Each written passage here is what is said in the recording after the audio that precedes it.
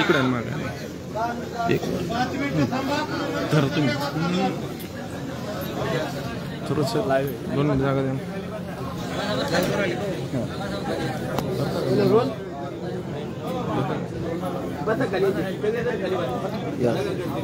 प्रश्न विचारला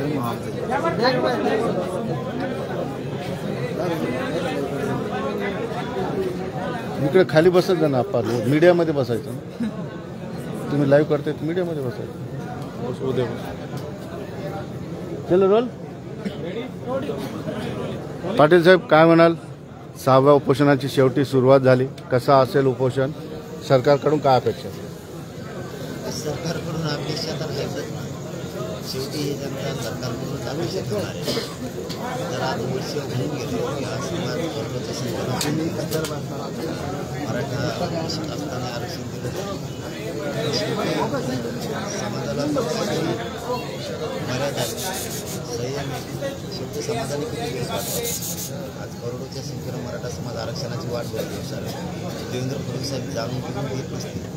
शेवटी आम्हाला संघर्ष करावा लागणार आहे. जीवाची वाजे लावे लागणार आहे. आम्ही आता मनात घेतलंय की मराठा समाजाला सरसकट सगळ्यांना कुणबी प्रमाणपत्र मिळाल्याशिवाय हटायचं.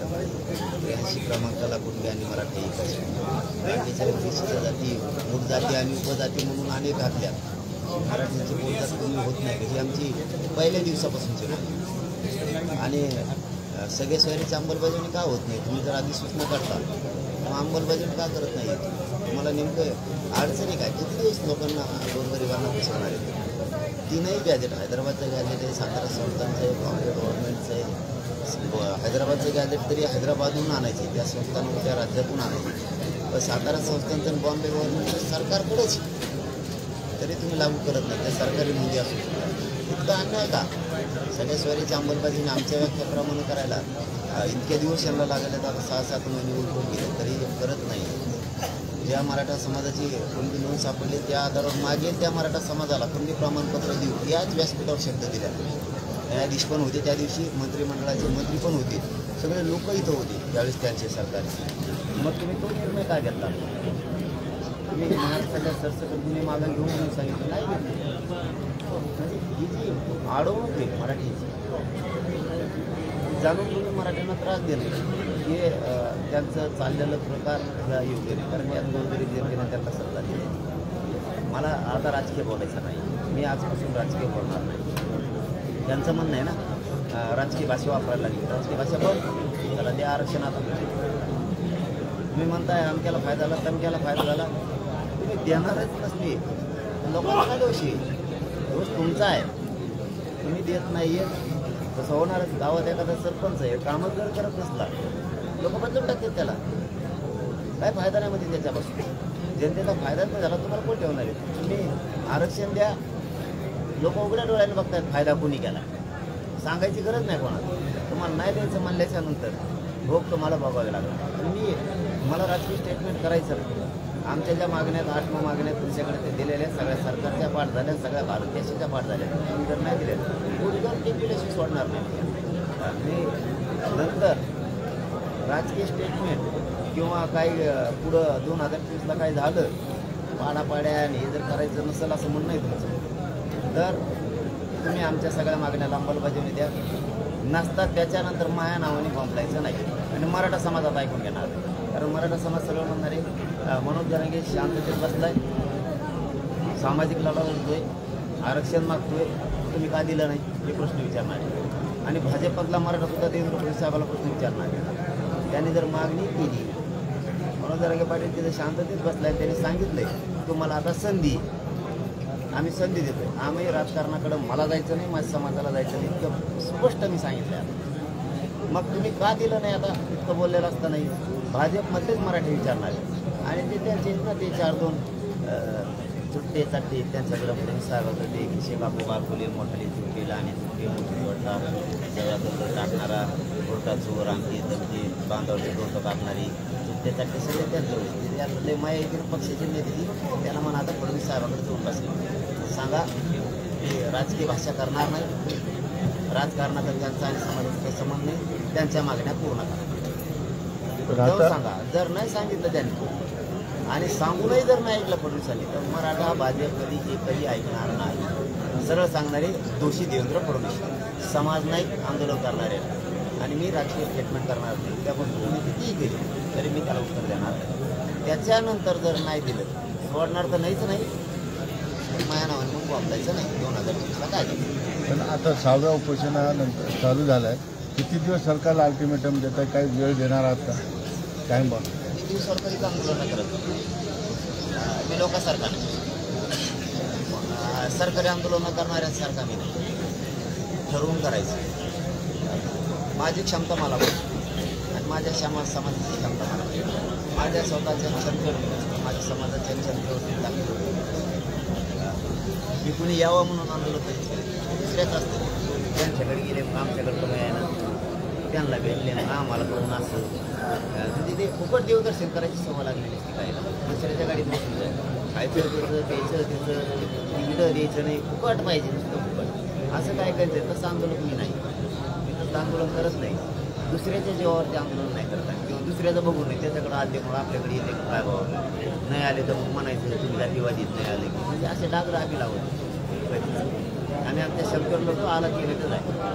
मध्ये मी आज सांगतो ते आपण मध्ये म्हणायचे की उपोषण महिला जाताना सोडलं सरकार मागं लागलं होतं आमच्या यासाठी आणि म्हणत अंमलबजावणी घेऊन येणं जेवण इकडं तुमच्यापेक्षा ताकदीच्या महिला आमच्या त्यांनी रक्त समाजासाठी तिथं सांडले.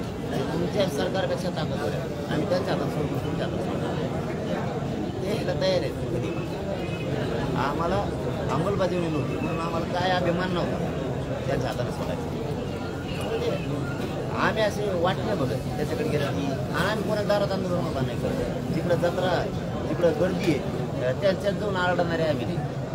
काही काही असतं ते जिकडं गर्दी आहे जिकडं मीडिया आहे जिकडं फोकस तिकडं जाऊन बसायचं त्यांना फोकस राहायचं. आम्ही फोकस राहायचं आंदोलन नाही करत. आमच्या गरीबाला न्याय मिळावा म्हणून काय देवेंद्र फडणवीसची तालीम घे किंवा छगन भुजबळची तालीम नाही. जिकडं फोकस असेल तिकडं पळायचं नुसतं उधळायचं मोबाईल. जातीवाद करणारे छगन भुजबळ आणि देवेंद्र फडणवीस हे दोघं. आम्ही जातीवादी नाही. आम्हाला जातीवाद नाही करणार. ही सुट्टी नाही. पण आमरण उपोषण आहे तुमचं, कडक उपोषण असतं. एक मर्यादा आहे. त्यानंतर तुम्ही कुणाशी बोलणार? काहीतरी एक अल्टिमेटम सरकारला द्यावं लागेल. 10 दिवस 15 दिवस 20 दिवस आचारसंहितेच्या आधी आहेत. आम्ही लढतोय तोपर्यंत ज्या दिवशी तांगड्या फोडायला सुरुवात करते तेव्हा सरकार लागू. अल्टिमेटम काय नाही. त्यांना संधी देवेंद्र फडणवीस या संधीचं सोनं त्यांनी करावं आणि त्यांचं जे खड्डं बुजवायचं त्यांना नेरेटिव्ह भरून काढायचं. त्यांना चान्स मराठी कारण माझ्या समाजाला मला नाही राजकारणात. आमचं ध्येय आणि आमचं उद्दिष्ट एवढं एकच आमच्या समाजाला आरक्षण मिळालं पाहिजे. उद्दिष्ट म्हणून ते आमचा हक्क आहे. ते द्या. बरं डोळ्यानं समाज बघतोय. देणाऱ्याचा कोण आहे हे समाजाला दिसतो. आणि माझ्या समाजाला माझी एक विनंती राज्यभरातल्या सगळ्या अजून जरी गर्दी झाली तर आणखी तुमच्या 8-15 दिवसात काय होईल किती गर्दी होईल सांगता येत नाही. कारण तब्येत कुंकट जाईल माहिती. माझ्या समाजाला माझी विनंती कामं म्हणून इकडे येऊन मी आहे खंबीर लढायला. काय मी कुटुंब असून नसल्यासारखं आहे. मलाही समाजच कुटुंब आहे. परिवार माझाही. तुम्ही काळजी करताय हे मला माहिती आहे. घराघरातले मराठी काळजी करायला लागले कुठलं काय होईल काय सांगता येत नाही. त्या काळजीत माझा मराठा समाज आहे. तर ते महाराष्ट्रभरातून आता घराघरातले गावागावातले लोक गाड्याची गाड्या करून इकडं येणार आहेत. ती घरात तसे कोण येते तसे चित्रसुद्धा दिसते.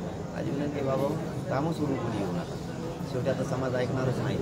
त्यांना गावात नाही करमलं की ते गाड्या गावाचे गावं इकडे येत आहे. परंतु हे जे प्रेम आहे समाजाचं ते तुम्ही उपोषण करू नका हे मात्र देवेंद्र फडणवीस साहेबाला दिसत नाही. कारण याचा अर्थ त्यांना समजत नाही. समाज ज्यावेळेस उपोषण करू नको म्हणतो त्याचा अर्थ समाजाच्या मनात ते आरक्षण उशिरा मिळलं तरी चालेल पण आम्हाला तुम्ही पाहिजे. आणि माझ्या जागेवर जर दुसरं असताना एवढी मोठी शक्ती मानल्यावर समाज यासाठी म्हणतो उपोषण करू नका की त्यांचं म्हणणं आहे आता तुम्ही एकदाच सांगा पाडायचे का उभा करायचे का काय करायचं. आम्ही दोन्ही करायला तयार इतक्या क्षमतेने समाज पाठीमागे एवढ्या ताकदी नसताना माझ्या जागेवर दुसरं असताना काही केलं असतं. त्याला मला लक्ष झालं. पण मला राजकारणात नाही जायचं, माझ्या समाजाला बी नाही द्यायचं, म्हणून मी संधी द्यायला लागलो. हे देवेंद्र फडणवीस साहेबांनी समजून घ्यायला पाहिजे. नसता एवढा मोठा एक गठ्ठा मागं असताना कोणीच असं करू शकत नाही.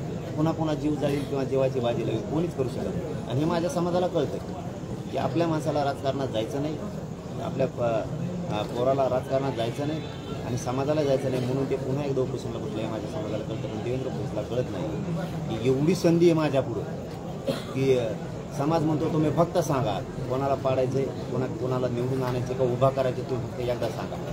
एवढी संधी माझ्याकडे दुसरा कोणी असतात कधी सोडली पण तो निर्णय मला नाही जायचं. पण तो निर्णय कधी घेण्याची वेळ येऊ शकते. मी आता संधी दिली. मी म्हणलं ना मला राजकीय बोलायचंच नाही. कुणी माझ्यावर उद्या सकाळी जरी आरोप केले राजकीय पक्षांनी तरी मला उत्तर नाही द्यायचं. मला आणि माझ्या समाजाची एक ध्येय की आरक्षण मिळालं पाहिजे. आता आम्ही फडणवीस साहेबाला संधी दिली, त्यांनी आता याचा फायदा उचलायचा आणि मराठा समाजाच्या सगळ्या मागणीची अंमलबजावणी करायची. नसता राज्यातला सगळा त्यांच्या पक्षाचा सगळा मराठा समाज म्हणणारे देवेंद्र फडणवीस जोशी तो जाणून बुजून देत नाही.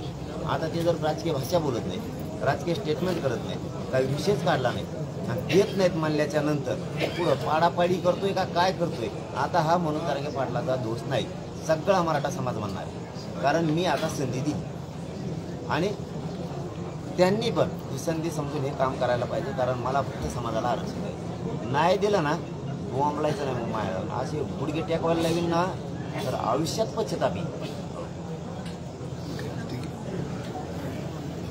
चलो.